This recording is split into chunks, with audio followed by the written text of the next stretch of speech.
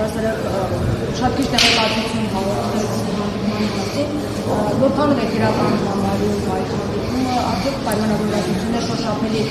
ձեռք են բերվել նաև երրորդ երկրների քաղաքացիների համար, որը որ նախապես ձեռքբերված է բացառությամբ կյանքի չի։ Շնորհակալություն հարցի համար։ Ընդհանուր առմամբ կարելի է գնահատել, որ այդ բավական դրական մթնոլորտում էր անցել, ինչպես արդեն հրապարակված մամուլի հայտարարությունից վստահաբար ծանոթացել եք, քննարկվել են թե Հայաստան-Թուրքիա երկկողմ հարաբերությունների, թե տարածաշրջանային հարավային Կովկասի եւ ավելի լայն մերձավոր արևելքի տարածաշրջանի վերաբերող հարցեր արձանագրվել է, որ մի շարք թեմաների շուրջ Հայաստանի եւ Թուրքիայի դիրքորոշումները բավականին մոտ են, ինչ վերաբերվում է մերձավոր արևելյան, ինչ վերաբերվում է երրորդ երկրների քաղաքացիների եւ դիվանագիտական անձնագրեր ունեցող անձանց համար Հայաստան-Թուրքիա ցամաքային սահմանի բացմանը, ապա ընդգծում եմ երկու կողմերն էլ նորից արձանագրել են, որ պայմանավորվածությունը ուժի մեջ է։ Ամեն դեպքում այս ուղղությամբ դեռևս քայլեր պիտի անենք, թուրքական կողմի դիրքորոշումը կարծում եմ ծանոթ է բոլորիդ։ Էրդողանը նաև այսպես օրակարգային հարց է դարձել ադրբեջանցիների այստեղ գալու ապրելու հարցը եւ քանի որ չի համապատասխանում իրականություն։ Այդ հարցը երբեք չի համապատասխանում իրականություն։ Իսկ կարող եք ջակերտները որոշակի բացելով ասեք մասնավորապես որ հարցերն են, որոնք հայ-ադրբեջանական հարաբերություններն են վերաբերում, որ քննարկվել են։ Ընդհանուր Հայաստան-Ադրբեջան հարաբերությունների կարգավորման փաստաթղթի եւ տրանսպորտային կոմունիկացիաների վերաբերյալ։ Պայմանագիր կնքելու հետ կապված նախադրյալներ կան, այսինքն որը երաշխավորվել Էրդողանի կողմից կամ որ ինքը։ Ես կարծում եմ բավարար պատասխանեցի հարցին։ Պարոն Կոստանյան, դուք կարծում եք տարածաշրջանային պայմանագիրը կնքելու հետ կապված գործընկերը Էրդողանը, որը ստանձնել այդ մարտավարությունը, որ ինքը պետք է երաշխավորել։ Առաջարկում եմ գործընկերն էլ հարց տա, հետո կվերադառնանք հարցի, խնդիր չկա։ Պարոն Կոստանյան, տարածաշրջանի ենթակառուցվածքների ապաշրջապատման մասին ասացիք, որ հարցը օրակարգում եղել է։ Վարչապետը նաև թուրքական հայ համայնքի հետ հանդիպման, Թուրքիայի հայ համայնքի հետ հանդիպման ասում էր, որ կներկայացի խաղաղության խաչմերուկը եւ դրանից հետո ինքը արդեն կկարողանա ասել, թե ինչպիսին է դրա վերաբերյալ Թուրքիայի նախագահի եւ Թուրքիայի դիրքորոշումը։ Ինչպիսին էր դիրքորոշումը, ինչ դիրքորոշում արտահայտեց Թուրքիայի նախագահ խաղաղության խաչմերուկի վերաբերյալ, արդյոք թուրքական կողմի համար ընդունելի են 4 հայտնի սկզբունքներով ապաշրջափակման Հայաստանի մոտեցումը։ Կարծում երկու կողմերի համար, թե Հայաստանի եւ Թուրքիայի համար արձանագրվեց, որ տարածաշրջանային կոմունիկացիաների բացումը, այդ թվում երկաթուղու, այլ հաղորդակցության ուղիների վերաբերյալ բավականին մեծ կարևորություն ունի։ Գիտեք, գաղտնիք չէ, Թուրքիան ձգտում է դեպի կենտրոնական Ասիա, իր կապուղիները ավելի բարելավել Հայաստանի համար, որպես դեպի ելք ծով չունեցող պետություն, ուղղակի կենսական անհրաժեշտություն է ունենալ բաց սահմաններ եւ վերջին իրադարձություններն էլ ցույց տվեցին, որ պրակտիկորեն մեր 3 կամ եթե ոչ կուզեք ասել 3.5 սահմանները փակ էին,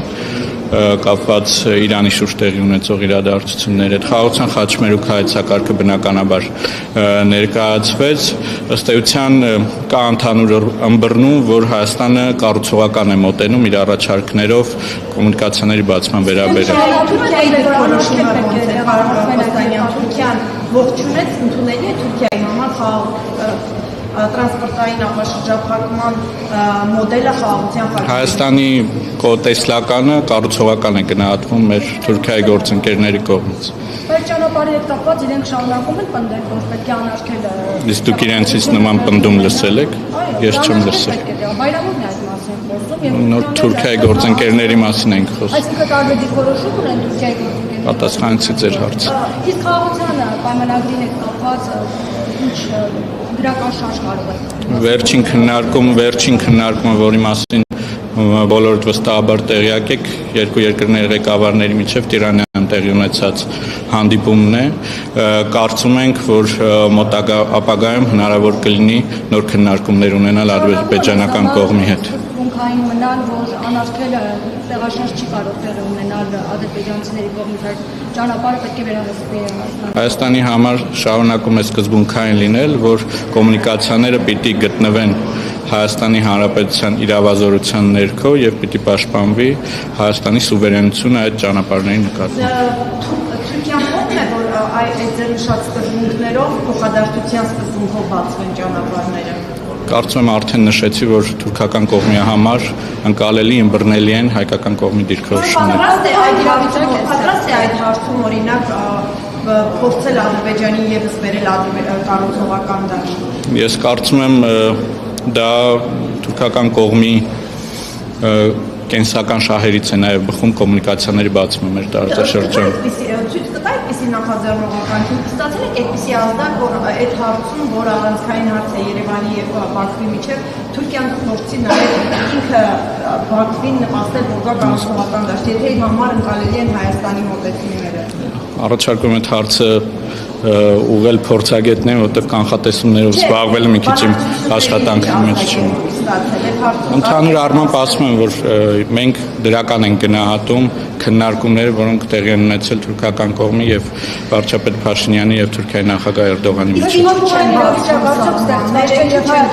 Պայմանավորվածությունները, որոնք ձեռք են բերվել հայ-թուրքական կարգավորման գործընթացում մինչ այժմ։ Մենք հույս ունենք, որ այն պայմանավորվածությունները, որոնք ձեռք են բերվել, դրանք կյանքի կկոչվեն եւ դրա մասին թե փակ հանդիպման ժամանակ, թե նաեւ վստահաբար հանրային կերպով մշտապես մեր դիրքորոշումը արտահայտում այս բան ժամկետների մասին ոչինչ չեմ կարող ասել։ Ես չէի գնահատի։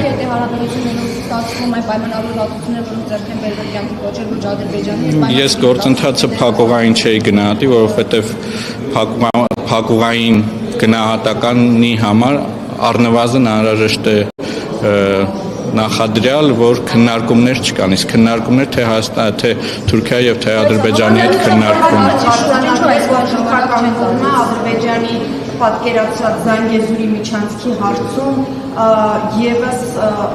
նույն դիրքով չի հանդես գալիս, այսինքն թուրքական կողմը Զանգեզուրի միջանցքի հետ պատկերացրած ադրբեջանական կողմը պատկերացրած Զանգեզուրի միջանցքի հարցում չի աջակցում Ադրբեջանին եւ ինքը այդ օրակարգը չի սպասարկում։ Մենք կարող ենք արձանագրել, որ Հայաստանի Հանրապետության դիրքորոշումը, որ կոմունիկացիաները պիտի անցնեն Հայաստանի ինքնիշխանության եւ իրավազորության ներքո որևէ կերպ փոփոխման չի ենթարկվել, չնայած այն բոլոր շարժումներին, որ այցից առաջ եւ այցից հետո մամուլում տեղ են գտել։ Իսկ ինչ բառնատվություն ունենք, որ ժամանակ առ ժամանակ այստեղ հարցը փակվում է իրենց կողմից, եւ հետո ժամանակ առ ժամանակ իրենք հենց անգամ բացում են։ Օրինակ, մի ժամանակ որ պետք չէ ճանապարհը մենք Իրանից ճանապարհ կստանանք, ամուր չեն կառուցում, հետո նորից խոսվեց Զանգեզուրի միջանցքի մասին։ Ունենք բացատրություն։ Ենթադրաբար կոմունիկացիաների բացումը հավասարապես կարևոր է թե մեր հարևանների համար։ Իրենց չէ պատասխանել Հայաստանի առաջարկներին, գրավոր առաջարկներին, որ ուղարկվել էր ապաշտապատման հարցը։ Այս մասին երբ լինի նորություն, վստահաբար հանրությունը կտեղեկացվի դրա մասին։ Ադրբեջանական այս պահին ինչ ուղղում են։ Հույս ունենք, որ մոտ ապագայում կշարունակվեն այդ բանակցությունները։ Այս պահին չկա քննարկում Բաքվի հետ համաձայնությունից հետո այս պահին գործընթաց չկա։ Գործընթացի համար հանդիպում է անհրաժեշտ, հույս ունենք, որ կլինի հանդիպում այդպես։ Այդ մասով ինչ որ քննարկում հայկական կողմը դրական է տրամադրված եւ հաշվի առնելով, որ մենք պատրաստ ենք ստորագրել խաղաղության պայմանագիրը, մենք կողմ կլինենք նման հանդիպման անցկացման։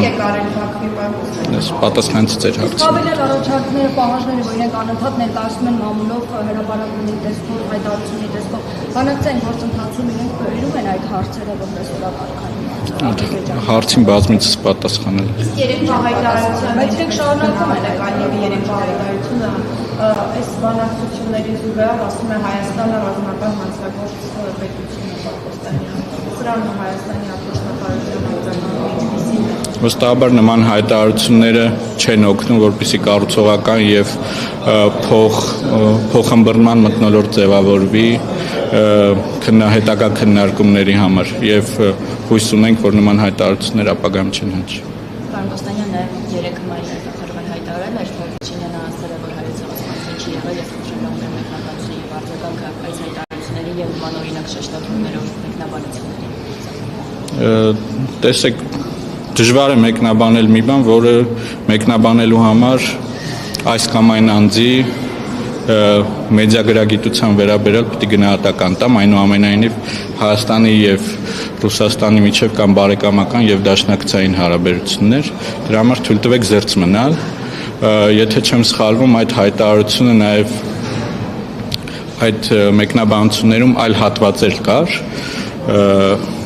կապված հայկական կողմի Հայաստանի Հանրապետության վարչապետի հետ, այստեղ միգուցե տեղին կլինի հիշել հայտնի խոսքերը, որ տվեք ինձ հենմանկետ եւ ես շուր կտամ աշխարհը, եւ կարծես մեր ռուսաստանցի գործընկերները հենմանկետ չգտնելով Ռուսաստանում այլ տեղեր են ման գալիս, բնականաբար Հայաստան-Ռուսաստան բարեկամական հարաբերությունների պարագայում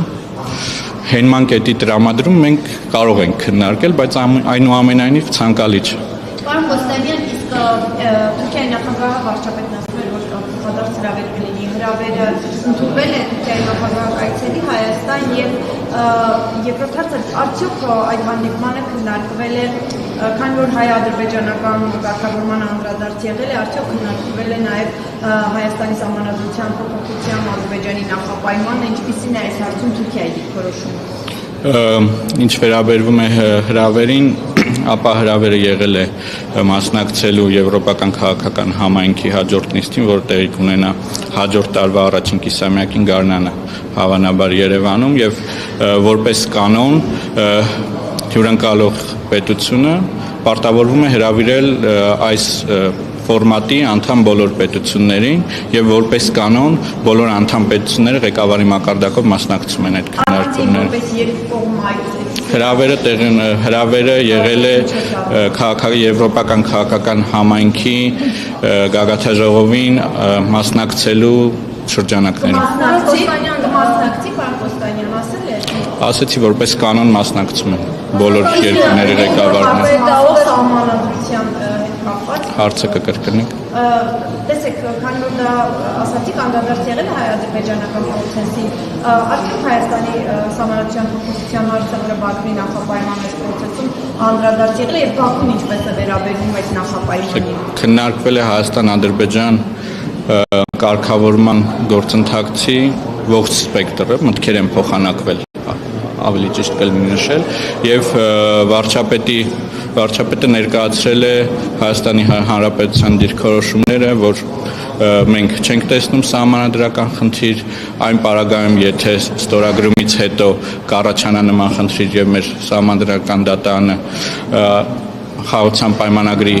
այս կամ այն դրույթը կճանաչի հակասահմանադրական, ապա Հայաստանը պատրաստ կլինի նախաձեռնել այդ հարցի շուրջ լայն հանրային քննարկում, ինչ իրենց հանրակրվեի։ Աջակցությունը կամ սրա վերաբերյալ Ռոմանի դիրքորոշումը համոզիչ եղել են վարչապետի հաստատները։ Ճիշտ չի լինի, որպեսզի ես մեկնաբանեմ թուրքական կողմի համար համոզիչ եղել եմ, թե չէ։ Վարչապետ Ալեքսեյ Օվերչուկն օրերս խոսել, նա մասնավորապես խնդիր է տեսնում, ասում է, եթե գնում է Եվրամիություն, ապա ինչպես է շարունակելու մնալի ատոմով եւ բացի այդ հապկի հետ կապված եւս որ երկար կարծես թե ակնարկելով որ երկար չի կարող այսպես մնալ, պետք է վերջում Հայաստանը որոշում կայացնի։ Հապկի մասին մենք ոչ միայն ակնարկում ենք, այլ ուղիղ տեքստով ասում ենք, որ երկար մենք էլ ոչ թե ակնարկում ենք, այլ ուղիղ տեքստով ասում ենք, պատասխանեմ ձեր հարց, որ այսպես երկար չի կարող մնալ։ Ի վերջո, եթե հապկ գործընկերները, այդ թվում նաև Ռուսաստանի Դաշնությունը հանդես չկան քաղաքական հայտարարություններով, որոնց մասին խոսվել է դեռևս տարիներ առաջ Հայաստանի Հանրապետության սուվերեն տարածքի նկատմամբ հարձակումից հետո, ապա Հայաստանը կկայացնի վերջնական որոշումներ, ինչ վերաբերվում է Եվրասիական միությանը, ապա մենք շարունակում ենք լինել Եվրասիական միության անդամ եւ շարունակում ենք խորացնել մեր հարաբերությունները Եվրոպական միության հետ, այն պահին, երբ անհրաժեշտություն կառաջանա հստակ որոշումներ կայացնելու, նման որոշումներ կկայացվեն։ Մամուլուկ տեղեկություններ կային ճշտված, որ բանակցություններում նաև ռուսական ռազմավազային հեռացման հարցները Թուրքիան ներկայացրել եւ այդպիսի հարցեր կան քննարկում են։ Արդյոք նման բանակցություններ կան կամ առասարակ կարող է լինել, որոնք առանձին պայմաններով։ Ռուսաստանի հետ կապված հարցեր չեն քննարկվում։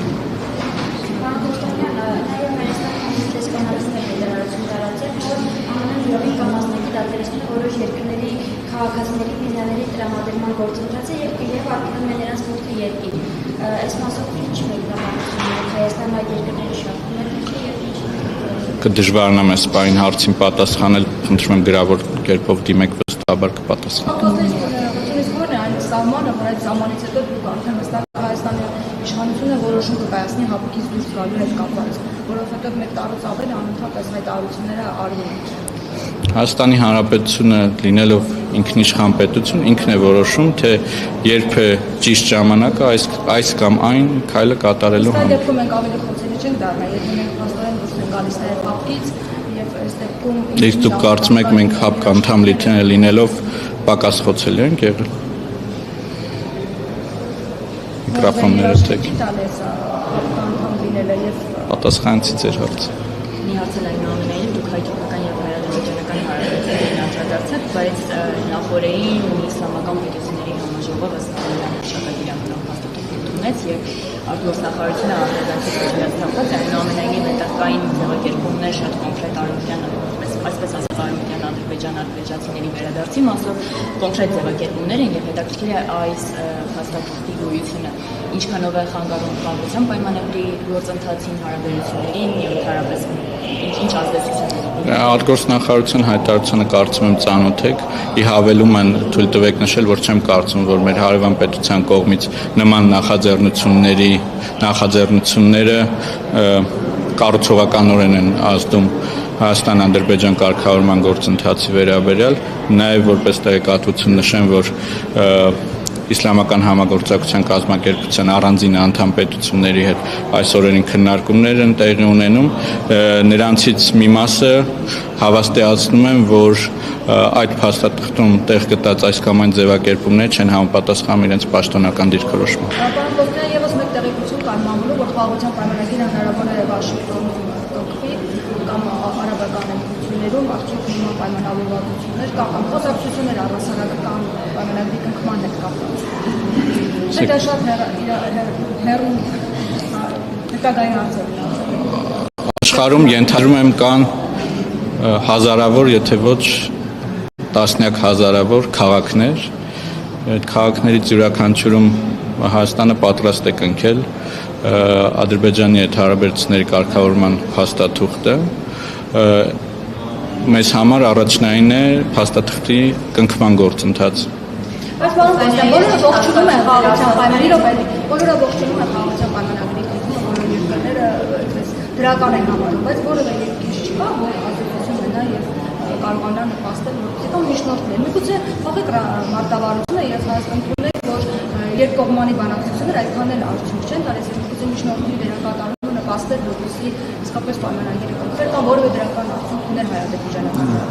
Ձեր հարցը կարելի է մեկնաբանել որպես ռետորական հարց, որովհետև այս տարիների ընթացքում եղել են մի շարք միջնորդությունների փորձեր, դրանց արդյունավետությանը թույլ տվեք այս բանը չգնահատել, այնուամենայնիվ Հարավային Կովկասում կայունությամբ եւ խաղաղությամբ հետաքրքրված մեր բոլոր գործընկերների հետ մենք շարունակում ենք պահել կապը, իրենց տեղեկացնել ընթացիկ գործընթացների մասին, հույս ունենալով, որ իրենք դրականորեն կարող են ազդել գործընթացի վրա։ Ադրբեջանի վրա ազդելու որևէ Ես չեմ կարող մեկնաբանել այլ պետությունների հնարավորությունները եւ լծակները։ Հայ-ադրբեջանական գործընթացում Բաքուն դեռևս շարունակում է ընդդել իր նախապայմանները եւ process-ը դեռ այդ կետում է։ Այս պահին նոր դիրքորոշումներ կողմեր չեն արտահայտել։ Դուք ակնկալի ունեք, որ Թուրքիա այցից հետո հնարավոր է օրինակ կամ քննարկվել է, որ օրինակ Թուրքիան նպաստի, որ Ադրբեջանը փորձի դիրքորոշումը փոխել կամ ստանձնի այդ միջնորդությունը կամ նրա կառուցողական դաշտ բերելու դերակատարումը։ Ես կարծում եմ թուրքական կողմը առնվազն վերջին 1 տարվա ընթացքում հանրային բավականին դրական ազդակներ է տվել երկու կողմերին, այսինքն Հայաստանին եւ Ադրբեջանին, որ իրենք շահագրգռված են, որպեսզի երկու կողմերի միջև հարաբերություններ կարգավորվեն եւ համապատասխան փաստաթուղթը կնքվի։ Իսկ ակնկալում եք, որ ավելին անի Թուրքիան։ Պատասխանեցի ձեր հարցին բավարար կերպով։